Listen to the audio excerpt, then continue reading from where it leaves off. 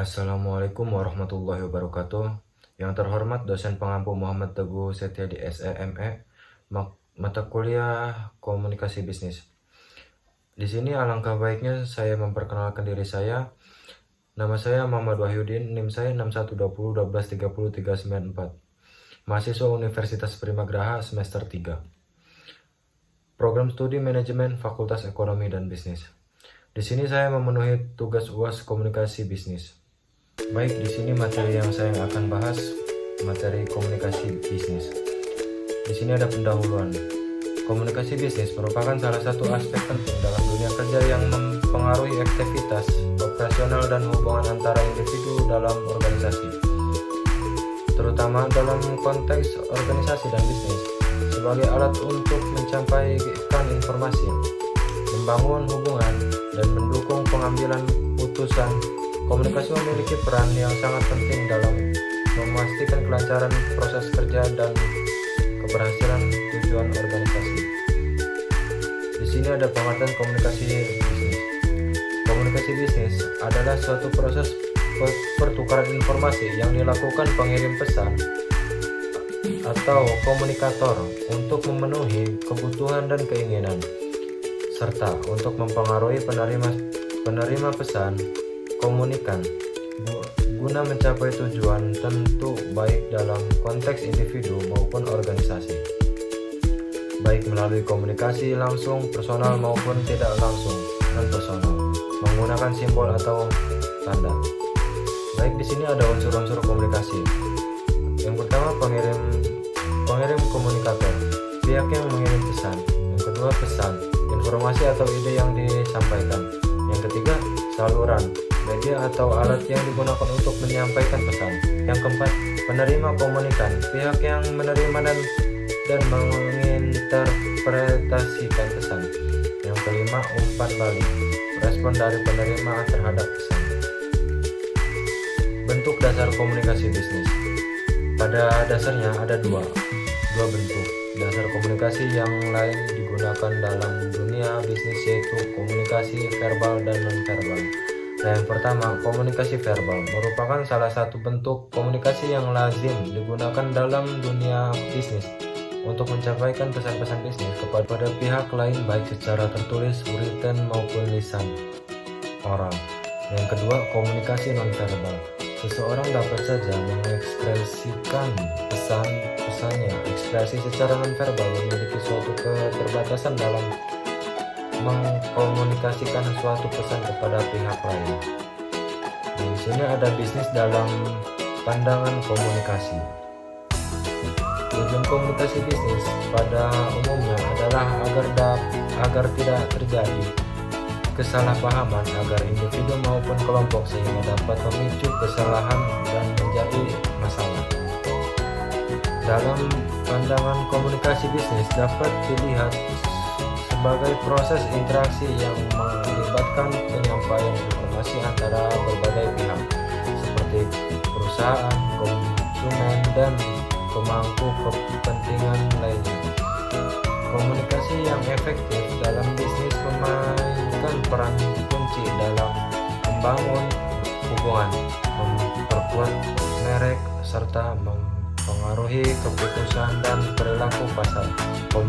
Komunikasi yang transparan, jelas, dan konsisten dapat meningkatkan kepercayaan, menciptakan peluang, dan mendukung keberhasilan jangka panjang. Nah, dan lanjutan pentingnya komunikasi dalam bisnis. Tujuan komunikasi bisnis secara umum dibagi menjadi 3 macam, yaitu yang pertama, memberikan informasi kepada pelanggan atau rekan bisnis. Yang kedua, memberikan persuasi, yaitu mempengaruhi pihak lain agar setuju dengan pilihan yang ditawarkan.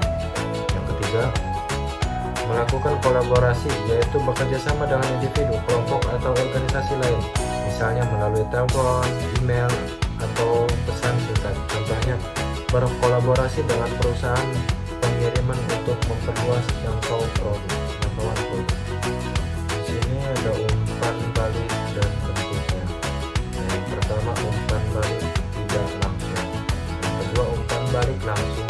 Ketiga, external feedback. Keempat, internal feedback. Yang kelima, inferential feedback. Yang keenam, zero feedback. Yang ketujuh, positive feedback. Yang kedelapan, negative feedback. Di sini ada kesalahpahaman komunikasi. Biasanya sering terjadi perbedaan dalam memahami dan menafsirkan pesan, baik dari pihak komunikator maupun komunikasi, yang mengakibatkan kesalahpahaman dalam komunikasi. Contohnya, yang pertama, masalah dan penyampaian pesan dari pengirim ke penerima, seperti sambungan kabel yang buruk, kualitas suara yang rendah, atau salinan surat yang tak terbaca. Yang kedua, masalah dalam mengembangkan pesan mencakup keraguan tentang isi pesan. Ketidakbiasaan dengan situasi atau audiens, pertentangan emosional, dan kesulitan mengekspresikan ide. Yang ketiga, masalah dalam menerima pesan dapat disebabkan oleh persaingan antara penglihatan dan suara, kursi yang tidak nyaman, pencahayaan yang buruk, dan faktor lain yang mengganggu konsentrasi. Yang keempat, masalah dalam menafsirkan pesan oleh penerima, di mana perbedaan latar belakang, perbedaan bahasa, dan emosi dapat menyebabkan kesalahpahaman antara pengirim dan penerima. Lanjut, memperbaiki komunikasi dalam organisasi. Hal-hal yang harus dilakukan untuk memperbaiki komunikasi diantaranya, yaitu pertama, ada persepsi, di mana seorang komunikasi yang cerdas harus dapat memprediksi apakah pesan-pesan yang disampaikan dapat diterima oleh komunikasi sesuai dengan sudut pandang komunikan. Yang kedua, pengendalian, di mana dalam komunikasi audiens akan memberikan suatu reaksi atau tanggapan terhadap pesan yang disampaikan. Yang ketiga, kredibilitas, di mana komunikasi perlu memiliki suatu keyakinan dan optimis yang tinggi bahwa audiens adalah orang-orang yang dapat dipercaya. Yang keempat, ketepatan, karena secara umum audiens mempunyai untuk kerangka berpikir yang jelas. Perlu adanya ekspresi agar komunikasi yang dilakukan tepat sasaran. Yang kelima, keharmonisan, di mana komunikasi yang baik tentu atau selalu dapat menjaga hubungan persahabatan yang baik dengan audiens sehingga komunikasi dapat berjalan lancar dan mencapai tujuannya. Lanjut di sini, komunikasi dalam organisasi. Komunikasi dalam organisasi, proses penyampaian informasi di dalam organisasi untuk mendukung kolaborasi antara individu atau tim. Pola komunikasi bisnis. Vertikal, antara atasan dan bawahan. Horizontal, antara individu atau tim dengan hierarki yang sama. Diagonal, antara individu atau tim dari hierarki yang berbeda tetapi tidak memiliki hubungan langsung. Mengelola komunikasi bisnis. Strategi mengelola meliputi perencanaan komunikasi, memiliki media yang tepat, dan evaluasi efektivitas komunikasi. Masalah komunikasi dalam organisasi. Masalah umum mencakup kurangnya kejelasan pesan komunikatif, konflik antar individu atau saluran komunikasi yang tidak efektif. Nah, sini lanjutan ada jenis-jenis komunikasi bisnis. Jenis-jenis komunikasi bisnis meliputi komunikasi formal, informal, internal, dan eksternal.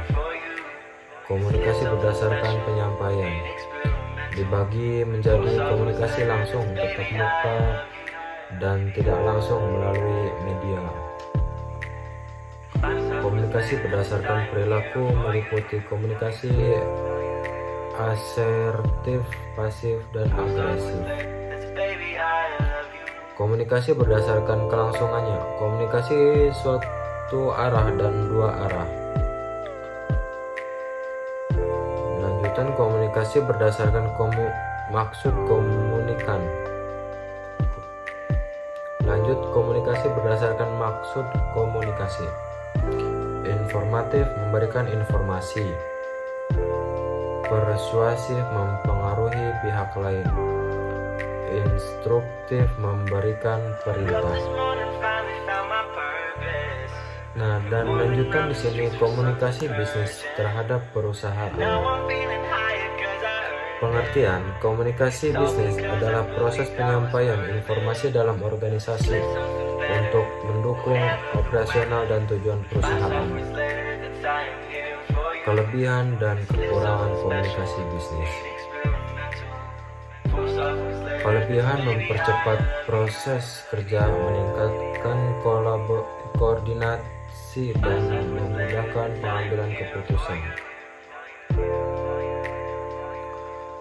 Kekurangan rental terhadap kesalahpahaman jika tidak dikelola dengan baik. Cara berkomunikasi yang benar. Menggunakan bahasa yang jelas, sopan, dan sesuai konteks untuk menciptakan kesepahaman.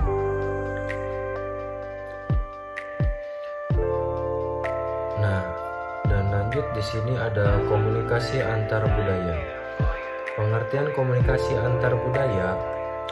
Komunikasi antar budaya adalah proses pertukaran informasi, ide, atau pesan antara individu atau kelompok yang memiliki latar belakang budaya yang berbeda. Budaya mencakup nilai, norma, kebiasaan, bahasa, dan simbol yang mempengaruhi cara seseorang berkomunikasi. Dalam konteks ini, komunikasi menjadi lebih kompleks karena adanya perbedaan persepsi, interpretasi, dan ekspresi yang dipengaruhi oleh budaya masing-masing. Pentingnya komunikasi budaya. Komunikasi antar budaya memiliki peran penting terutama dalam masyarakat global yang semakin terhubung. Beberapa alasan pentingnya komunikasi antar budaya meliputi yang pertama, mengurangi konflik budaya. Perbedaan budaya seringkali menjadi sumber konflik.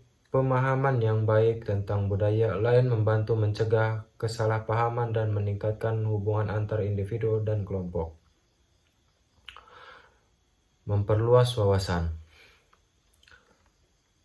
Berinteraksi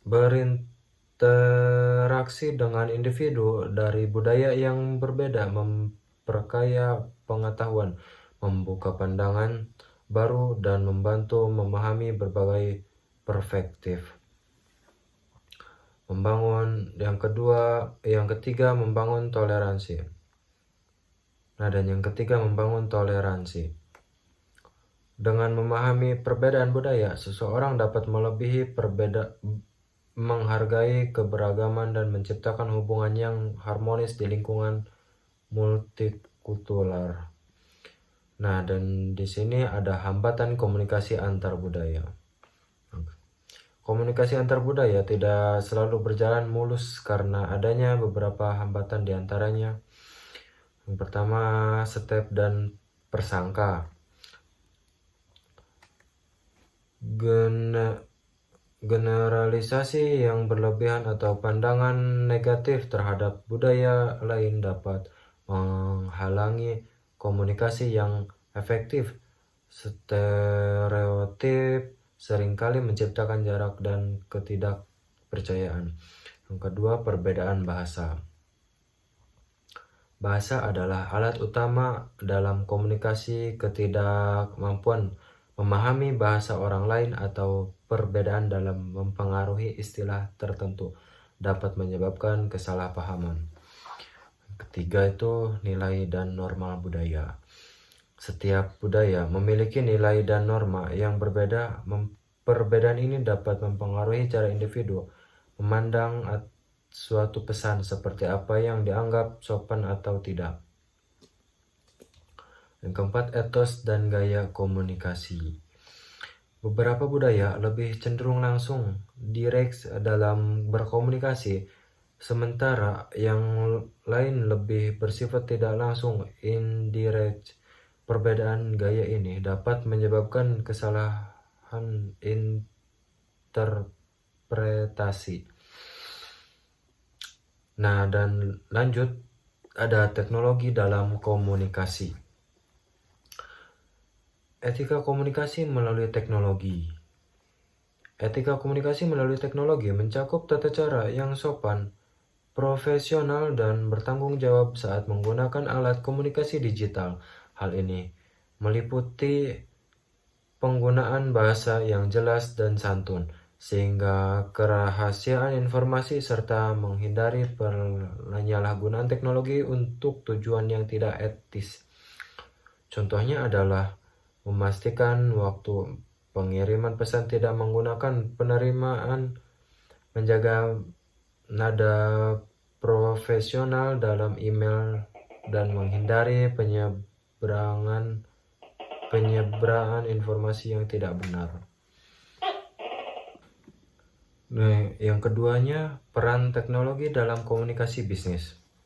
Teknologi berperan dalam meningkatkan efisien komunikasi bisnis seperti memudahkan komunikasi lintas waktu dan tempat.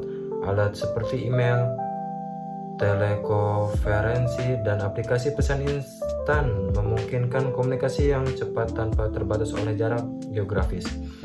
Meningkatkan kolaborasi. Platform kolaborasi daring seperti Microsoft Teams atau Slack mendukung kerja sama antar tim secara real time. Mengoptimalkan jangkauan. Media suatu web memperluas akses komunikasi dengan mitra bisnis, pelanggan, dan publik secara global. Di sini ada surat bisnis. Lanjutan, surat bisnis. Surat bisnis adalah dokumen tertulis yang digunakan sebagai media komunikasi formal dalam dunia kerja dan organisasi. Suatu ini menjadi alat untuk mencapaikan informasi resmi, menjaga profesionalitas, dan mendukung aktivitas bisnis. Yang pertama, tujuan surat bisnis. Surat bisnis memiliki beberapa tujuan utama, diantaranya yang pertama, media komunikasi resmi. Surat bisnis digunakan untuk mencapaikan informasi penting dengan formal.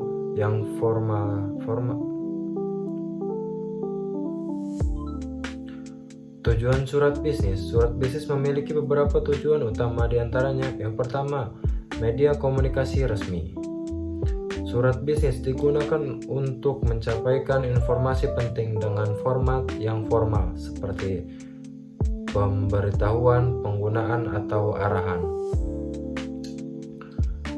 Keduanya, mengajukan penawaran. Surat bisnis sering digunakan dalam pengajuan penawaran produk, jasa, atau kerjasama kepada pihak lain, baik pelanggan, mitra, maupun vendor.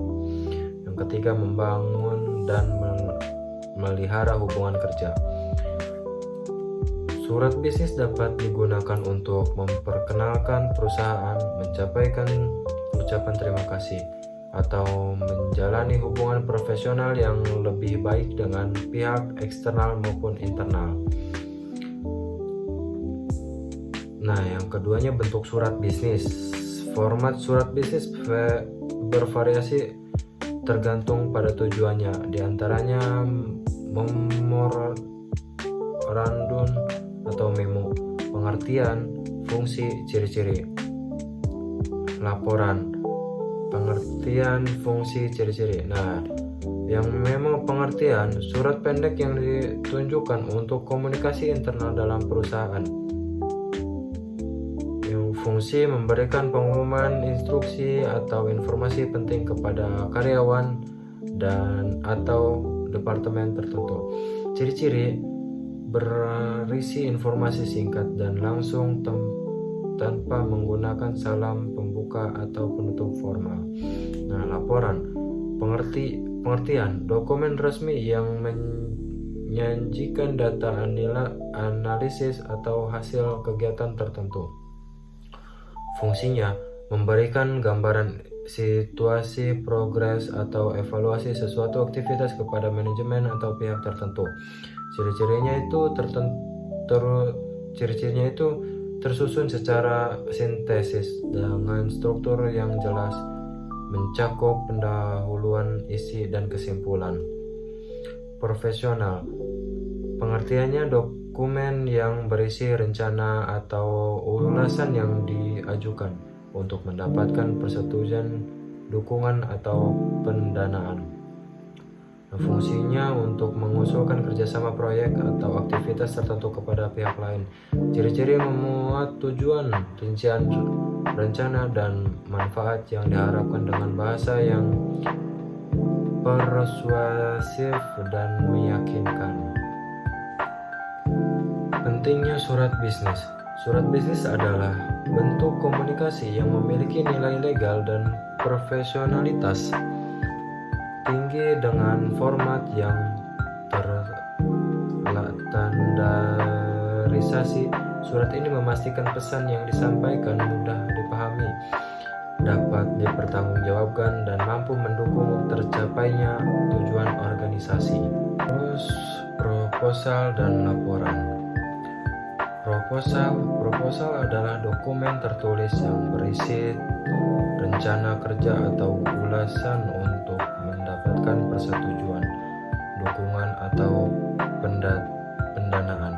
Proposal disusun secara sistematis dengan tujuan meyakinkan penerima tentang manfaat atau kelayakan ide yang diajukan. Dokumen ini sering digunakan dalam pengajuan proyek, kerjasama, atau kegiatan bisnis lainnya. Laporan adalah dokumen resmi yang menyajikan informasi, fakta, data, atau analisis terkait suatu kegiatan, peristiwa, atau hasil kerja. Laporan berfungsi sebagai alat dokumentasi dan evaluasi. Peristiwa atau hasil kerja. Laporan berfungsi sebagai alat dokumen dan evaluasi, membantu pengambilan keputusan berdasarkan fakta yang tersusun sistematis. Dokumen ini digunakan untuk melaporkan progres, hasil penelitian, atau kinerja perusahaan. Yang lanjutan juga di sini ada teknologi dalam komunikasi bisnis. Teknologi informasi adalah suatu teknologi yang digunakan untuk mengelola data, termasuk memproses, mendapatkan, menyusun, menyimpan, memanipulasi data dalam berbagai cara untuk menghasilkan informasi yang berkualitas, yaitu informasi yang relevan, akurat, dan tepat waktu, yang digunakan untuk keperluan pribadi, bisnis, dan pemerintahan, dan merupakan informasi yang strategis untuk mengambil keputusan. Yang pertama, teknologi dalam komunikasi bisnis tertulis. Beberapa teknologi yang sering digunakan dalam komunikasi bisnis tertulis antara lain email, surat elektronik. Kedua, platform kolaborasi online seperti Google Workspace, Document Share, Slide, Microsoft 365, Word, Excel, PowerPoint, dan Slack. Yang ketiga, aplikasi pesan instan seperti WhatsApp, Telegram, atau Microsoft Teams. Teknologi komunikasi lisan. Teknologi komunikasi lisan merujuk pada penggunaan alat dan metode untuk menyampaikan pesan secara lisan, baik secara langsung maupun melalui media. Komunikasi lisan melakukan dengan mengucapkan kata-kata kepada lawan bicara dan dapat dilakukan secara tahap muka atau melalui peningkat seperti telepon dan video conference. Ciri-ciri komunikasi lisan: individu ke individu, sembarangan golongan ke golongan lain. Yang ketiga, pengaruh terhadap komunikasi. Mendorong pencapaian tujuan bisnis lewat komunikasi bisnis yang efektif, seluruh karyawan akan menjadi lebih fokus dalam kerja sehingga produktivitas. Hal ini dikarenakan proses penyampaian informasi internal maupun eksternal yang jelas. Yang kedua, mendorong partnership dalam bisnis era sekarang. Penting bagi bisnis untuk bisa berkolaborasi dengan peran pelaku usaha lain seperti supplier atau vendor. Dengan komunikasi bisnis yang efektif, perusahaan dapat menjalin kerjasama menguntungkan bagi masing-masing pihak. Baik, di sini ada kesimpulan.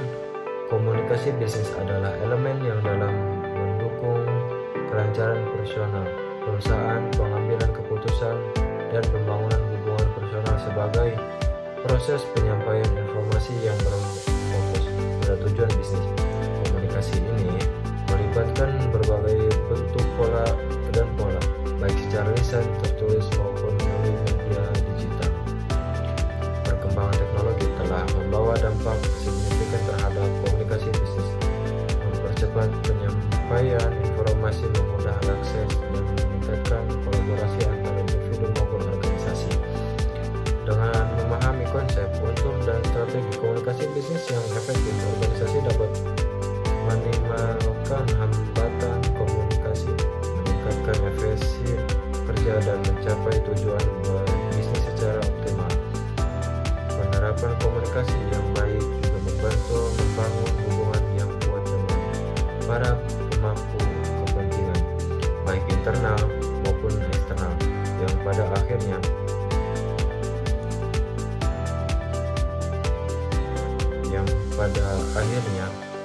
berkontribusi pada kesuksesan perusahaan.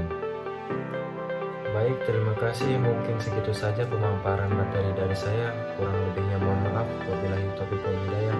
Wassalamualaikum warahmatullahi wabarakatuh.